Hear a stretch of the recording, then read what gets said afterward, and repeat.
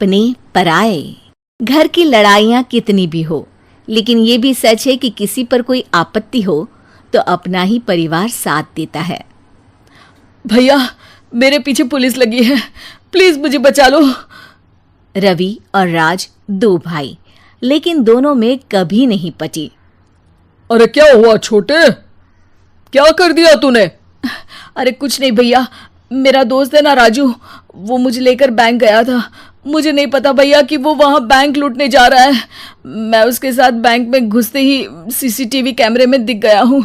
अब पुलिस मुझे ढूंढ रही है भैया, मुझे बचा लो। राज कुछ सोचता है, फिर कहता है, ओके, तुम यहीं रुको, मेरा एक दोस्त पुलिस में है, मैं बात करता हूँ। तभी वहाँ रवि की बीवी राज की बीवी के साथ आ जाती है। तुम लोगों के घर जब तक पुलिस का आना जाना है, बच्चों को यहीं छोड़ दो, उन पर असर ठीक नहीं पड़ेगा। तभी वहां पुलिस आ जाती है। चलो चलो, कौन है रवि, थाने चलो। मैंने कुछ नहीं किया, मुझे कुछ नहीं पता। अरे वो तो पुलिस स्टेशन चलकर ही पता चलेगा कि कुछ पता है कि नहीं, चलो। कहानी का फ्लैशबैक। भैया, मुझे मेरे मकान में हक चाहिए ही चाहिए। अरे लेकिन छोटे, अभी मेरे बच्चों पर काफी खर्चा है, तेरी भाभी की भी तबीयत ठीक नहीं रहती, बजट बिल्कुल नहीं है कि मैं अलग होकर रहूं। देख लो भैया, 1 महीना है तुम्हारे पास, जल्दी से घर खाली कर दो। अरे कैसी बात कर रहे हैं भैया, मेरे शरीर में अभी इतनी हिम्मत भी नहीं कि घर को खाली करे। तो क्यों अपना पोषण बेचा भाभी? अरे तुम तो जानती हो, पिताजी की बीमारी के कारण उन्हें हमारी जरूरत थी, कैसे आते पैसे। ससुर जी तो बूढ़े थे भाभी, उनकी बीमारी में भी पैसे लगाना कौन सा अकल का काम था। तो क्या पिताजी को मैं मरने के लिए छोड़ देता? अरे रवि, तू तो समझ, पापा को हमारी जरूरत थी, उन्होंने हमारे लिए हर वो काम किया जिससे हमें खुशी मिले। बैक टू रवि जो जेल में बैठा है। ये मैंने क्या कर दिया था? मैं ना पिता का हुआ ना ही भैया का, मेरे साथ जो हो रहा है ठीक ही हो रहा है। तभी वहां पुलिस वाला आता है। रवि, तुमसे कोई मिलने आया है। भाभी, आप यहाँ क्यों आई? पुलिस स्टेशन है ये भाभी। भैया, आपकी जगह मेरा भाई होता तो क्या मैं नहीं आती? अच्छा, ये खाना ले लीजिए, खा लीजिएगा। आपके भैया लगे हैं वकीलों और पुलिस वालों से बात करने में, डरने की कोई बात नहीं। जब आपने गुनाह किया ही नहीं तो सजा भी नहीं मिलेगी। रवि भाभी को देखकर रोने लगता है।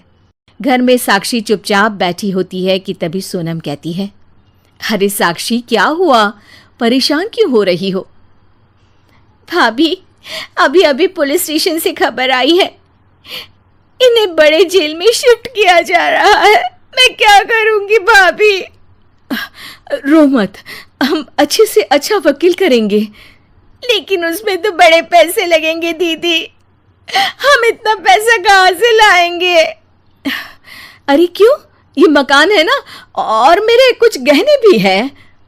साक्षी की आंखों में पानी आ जाता है। पर दीदी, ये तो आप और भैया की मेहनत की कमाई है। पापा के बाद भी तो हम लोगों का सब खत्म हो गया था, पापा को तो बचाने ही जरूर बचा लेंगे, और भगवान चाहेंगे ना तो दोनों भाई मिलकर इससे भी बड़ा मकान खड़ा कर लेंगे। साक्षी। थोड़ी देर में राज वहां आता है। सोनम सही कह रही है साक्षी, पैसों की कमी के कारण किसी भी बेगुनाह को सजा नहीं मिलती। राज एक अच्छा सा वकील करता है।